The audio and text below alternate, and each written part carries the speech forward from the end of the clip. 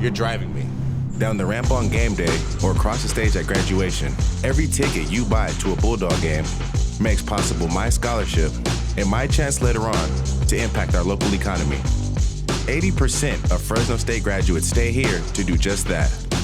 So buy your tickets, because no matter what the score, our community wins every time. An excellent Toledo team. We ran into some adversity and we didn't handle it well. I thought we started the game off well. We win the toss, we defer. We go, I think they got maybe one first down, or we might have gone 3 and out, but we forced them to punt. And what hurt us all day long was bad penalties. We get a block in the back.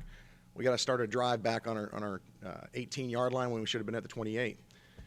We get a third down and reasonable, and we end up inches short on the third down. You convert that, now you're into your offense, you're into rhythm like we were opening the game at Nebraska. Instead, we go 3 and out, we punt, they get the ball at midfield, go down and score. We had a hard time knocking them off the ball, and you got to credit them. Right now, we're a team that is in search of some confidence, and we've got to get that into our players in a hurry. And you do that by being simple. You do that by competing more and more and more. And we're going to address that this week in practice. We're going to continue to be more physical in practice and continue to see guys compete.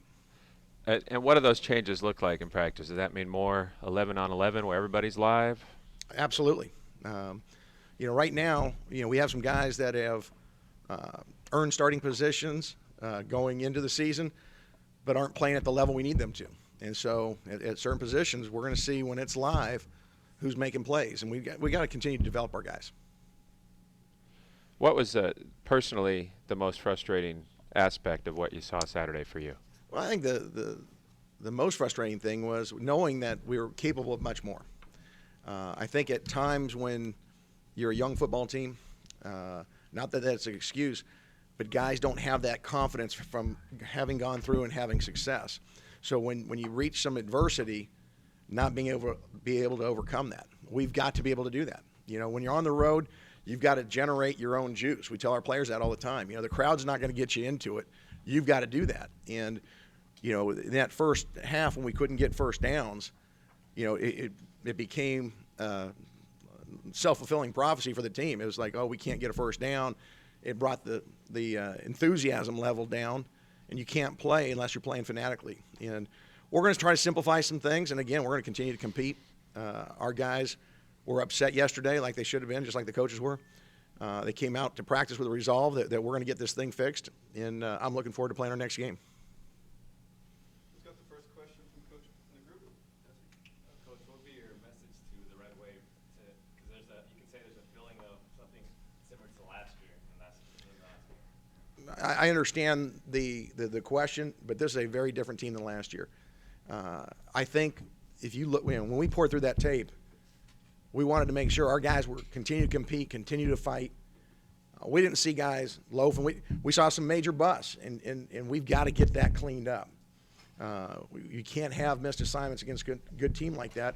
If you do, what ends up happening is the result on Saturday. They get easy touchdowns. You got to make a team like that earn it. And offensively, in the second half, I thought we were much more effective in blocking. Put some drives together in that second half. I think you saw glimpses at times, not enough of it certainly, of what we're capable of doing. And what we've got to do is just be much more consistent. We got to demand it from our players. We've got to practice better, and we got to coach better.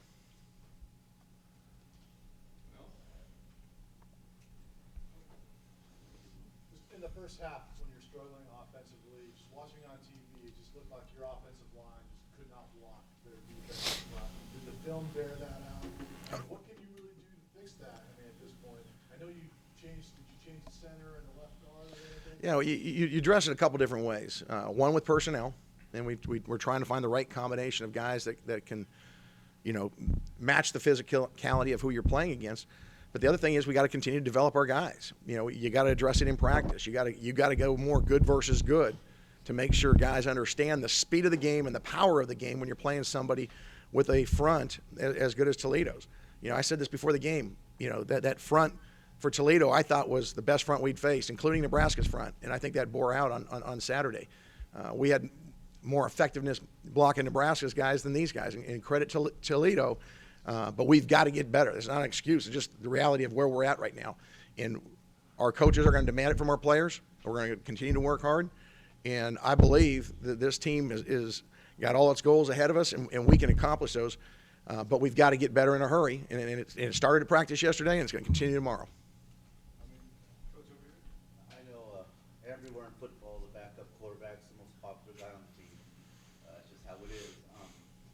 Can you kind of explain, though, the benefits of letting Virgil play through these things, take the lumps, and kind of being just a freshman, having to learn things on the field that you're not going to learn in practice? Well, he's got to cut his teeth. We realize that he's got a lot of talent. He's a young guy, though, that doesn't have a ton of experience. And you've got to go through those growing pains with a young quarterback. If you yank him, he's never going to develop. And I think when you look at the player's eyes on the sideline, you can tell whether or not he's getting it or whether or not he's flustered. He had a great look in his eye. He knew, he was in a tough environment. I mean, he was being pressured. And the problem was they were pressuring us with four-man rush. So it's not like there was a blitz where he knew where to go to. He's trying to read the coverage, and before he can get his feet set, he's being pressured.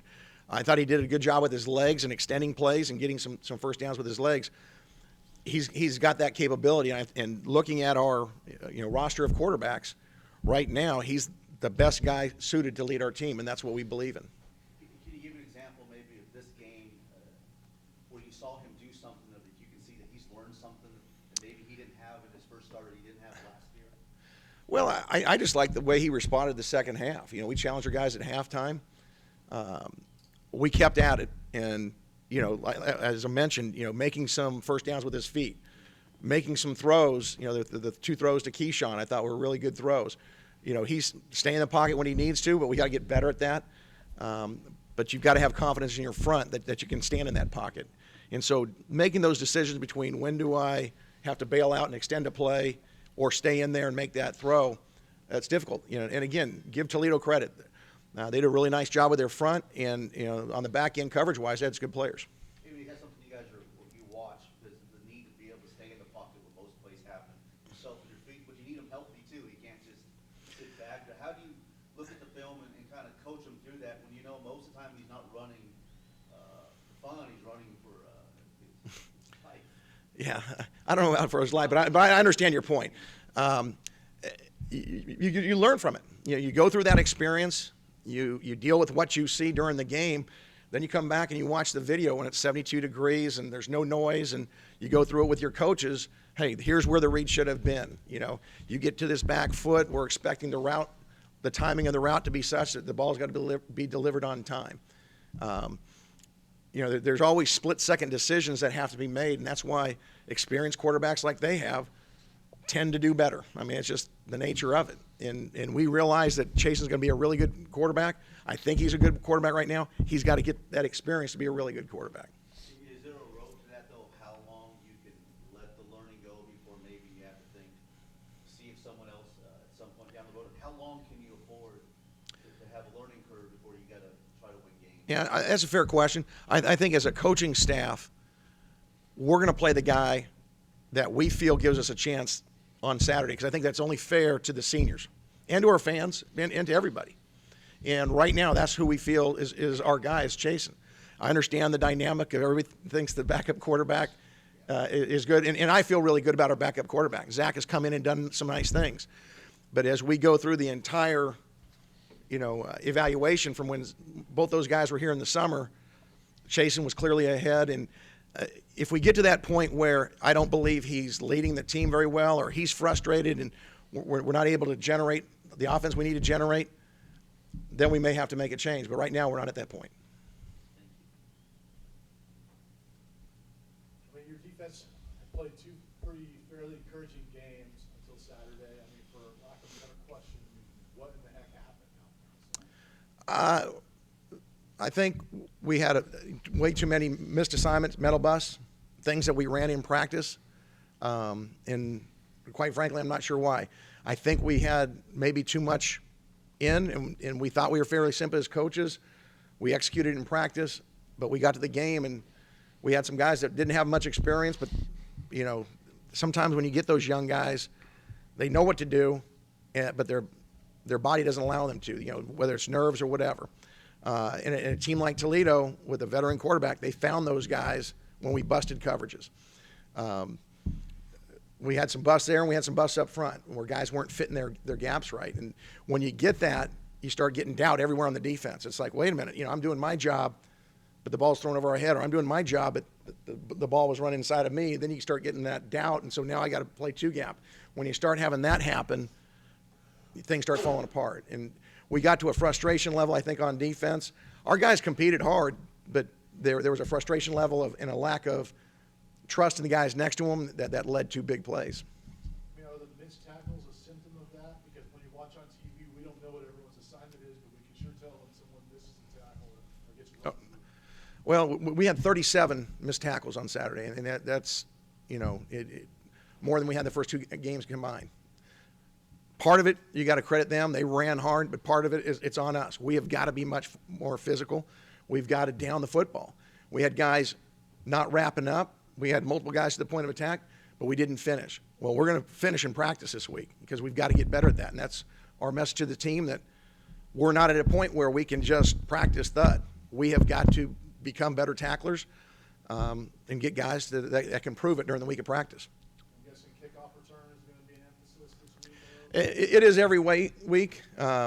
We didn't block particularly well, especially early. We hit a couple times, but we've got to be better there. I liked what we did in our punt return game. I think Coach Unger's doing a really nice job, but kickoff return is an area we got to get better. And I guess the last one for me, there was at least, I think they were chop blocks that were called on your tackles. I could be wrong, cut blocks. Is that a technique that's being coached and is backfiring? How do you explain that? There was a miscommunication. It's not being taught. A chop block is when somebody posts, blocks up high, and the next guy comes low.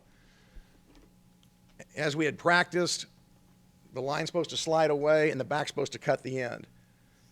There was a miscommunication where the tackle stayed stuck on their defensive end, and the back came, and he didn't know he was going to stay stuck. He thought he was going down, so he's going full speed, and he ended up cutting him.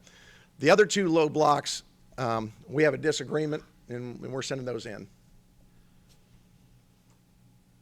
The rule is you can block between 10 and 2 as long as your head's in front and the guy sees you, and we believe that was the case. So, Both your tackles and Dontel were called for that, right? It was 3 times, I think? well, the one was a post chop, and that was a legitimate call. It's not taught, but we did not execute the way the way we were supposed to execute, and we've got to get the communication straightened out. The other two, they're just low blocks. There was no post and chop. It was a low block. We thought they were legal. Going back to what you were just talking about with regard to physicality and getting away from thud sessions in practice and being live and hitting harder, is that something where we shouldn't be surprised if we see several new starters on defense Saturday because they stepped up in practice where guys weren't? We live in a competitive, business, and guys have to prove themselves each and every week. And if you didn't get it done on Saturday, as coaches, we owe it to the team, fans, everybody, to find the guys that can do it. And yeah, there's always an evaluation at practice. You go in thinking, hey, here's your starters, but if guys don't perform on Saturdays to the level we need them to, we got to find someone that can. Anybody else? We've talked a lot about the game this past weekend. Obviously, I'm sure you're hearing more of those questions. But coming up on Saturday, you have another pretty good opponent coming in Tulsa. We haven't really talked a lot about them and what they provide. What kind of challenges is this team going to provide for your defense?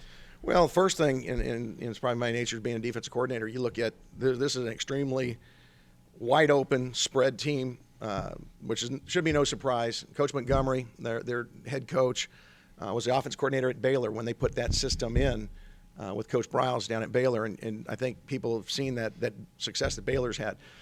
They're in their second year of doing it. They have a veteran quarterback coming back. They've got really good skill. They're very balanced. They do a heck of a job with tempo, spreading you out sideline to sideline, and they're running the ball for major yards. When they get in the spread sets they get in, as soon as they break one, they're making big plays in the running game, and then it sets up where they got to get someone in the box, and now they open things up in the passing game. They've got a very good understanding of their scheme and good skill. On the defensive side, Coach Young's a very sound teacher. They've got 11 guys that play very, very hard. I think that the Ohio State game's a little bit of an anomaly. but they held, San Jose State to 10 points, and the other day, A&T had a score. So we know this is going to be a heck of a challenge. They're a very good football team, as evidenced in that first game against San Jose State on the road. That's why we need the Red Wave. Our guys play to another level at home, and it's in large part due to the Red Wave, and we're hoping we have a great turnout on Saturday. I want the Red Wave to see this is not the 2015 team, this 2016 team. And our guys are accepting that challenge, and we're going to get it done. Following up on that, does that mean that it's important to you to start fast on Saturday? I mean, the last home game started kind of slow, and fans. I think it's important to start fast every week. Against Nebraska, we started fast. We started fast on defense against Sacramento State. We started fast on defense last Saturday. Going 3 and out. We've got to get some things going momentum-wise and get the crowd in the game. Again, I think we were inches away on that first third down attempt. You get that first down, now they've got it, they're on their heels. Here we go, we're in tempo. We never got to that point. What was happening was we were either having negative yards on first down, or we took a sack, or we took a penalty. So we were on 2nd and 13, 2nd and 15, 2nd and 20. As a play caller, especially on your own end, it takes you out of your game. And so consequently, we're punting from inside the 20. We're getting it to midfield. And statistically, you look at NCAA stats, an offense gets the ball at midfield, they got a 50-50 chance of scoring. Mm-hmm. And unfortunately, we helped them in having some coverage busts and missed tackles. But when you start there, they're going to score. Last thing for me on that, on the coverage from the guys in the secondary, I know you mentioned before you got a lot of young guys playing, but that's one of your more seasoned group. I mean, I think all but one guy's a senior there. Mm-hmm. They got busted for some big plays there. What happened? I know Brown got turned around once and kind of let a guy go. Well, it wasn't Stratton's fault on that. If it's the first one you're thinking right. about, it was somebody else that he was trying to cover for. And then we had some young guys. We're playing cover 2, and we had a half-field safety running up. I mean, the guy's got to be responsible to everybody. He came to the sideline and said, "Coach, I don't know what I was thinking." And he was honest about it, but we've got to get him better. I mean, the guys got to understand you got to prepare, you got to practice. There's going to be nerves. There's going to be, some anxiety when you're in the game for the first time. But you've got to be able to concentrate and focus and execute what we're asking you to execute, or we can't play you. Anybody have any final questions? Right here. This being the last non-conference game, what do you want to see out of your team going into the Mountain West games the week following? Well, ideally you want to play your best game to date. We've shown glimpses of that at times in the first 3 weeks. Even last week, there was times where we played pretty good. It didn't look like it very much, but at times we did. We have got to play to where we're capable of, or approach that on a consistent basis. We do that, and I think we'll be fine on Saturday. If we don't, we're not going to have the result we want. I want our team to play with confidence, practice hard with confidence, so that we can take it to Saturday and show our fans here at Bulldog Stadium, get that energy from them, because our team needs that. Right now we're not a mature enough team to generate a lot of stuff on our own. You look at that Nebraska game, offensively we started out well, got into a little bit of a lull where Nebraska punched back and scored a couple times. We blocked the punt, and that sparked us. We started going again. Young teams, that kind of happens sometimes. Football's a game of momentum. We've got to be able to create some momentum plays on all 3 phases in order for us to get the crowd into it and get the momentum going on our side. Tim, one of the criticisms I'm hearing is that a football team's ability to play physical is hindered by running the spread offense. Any thoughts or reactions to that? Well, I think Alabama's pretty physical. They've gone to an up-tempo spread at times. People will tell you Baylor's pretty physical, Oklahoma's pretty physical, Ohio State's pretty physical. They all run spread systems. So we're not playing physical right now, and that's on us as coaches and players. It has nothing to do with the system, in my opinion. What are you guys playing for? I know that sounds like a dumb question, but when you see results like this, people wonder where's the accountability? Where's the belief? What is it that where the target is set, where this is what you guys are playing for week to week? Our guys play for each other, and we play for our fans each and every week. Our seniors, they only have 9 guaranteed opportunities left. they take it very, very personal. Sometimes young guys don't picture that because they, just like young kids in general, they think they're going to live forever. You know, they think they got eligibility forever. When you're a senior, when I see the look in Jeff Camille's eyes and Brandon Hughes' eyes and Aaron Peck's eyes after that game, they were hurting. And they want to do everything in their power to change that this week. Not a couple weeks, this week. And we came out to practice yesterday with a great resolve. We had a physical practice yesterday on Sunday, which we don't normally do. But we needed to work on fundamentals. And we're not going to continue to do things the same way if we're not getting the right results. And so we'll change things and we'll fix things. And I think in the big picture, that's probably what's on a lot of people's minds. You mentioned momentum a second ago being such a powerful force, and that carries throughout seasons too. And you guys look back at 2 seasons now, and I'm not trying to be mean, but this is the most difficult stretch the fan base has had to endure since the fan base built that stadium. So how do you do something that's drastic enough or big enough to turn that around when the weight of that momentum can start to feel so big? Well, I think what you got to do from a player standpoint is understand there's that concern, but the things that we can control are how well we prepare, how well we practice, and how hard and passionately we play and effectively we play. We played hard, but we didn't play effectively because we blew assignments, we missed tackles, and those type of things. We've got to understand that each time we go out there, what we represent, but control what we have control over. We can't change the past, but we can control how we play this week, and I believe our guys are going to play well. All right, thank you, Coach. Mm-hmm. That's Coach Tim DeRuyter as Bulldogs host Tulsa Saturday, 1:30. And there's a special ticket deal that's out there right now where you get, I think, 2 tickets for $24. 1:30 kickoff Saturday at the Bulldog Stadium. Second home game of the year. Bulldogs won their first home game against Sacramento State, 31-3. So they'll try to stay unbeaten at home this year. And normally we hear from a player, but Taekwon Glass was unable to make it this morning, so we're not going to have that luxury this morning. Ryan, you heard a coach who is frustrated but resolved to get this straightened out, and I guess we're going to find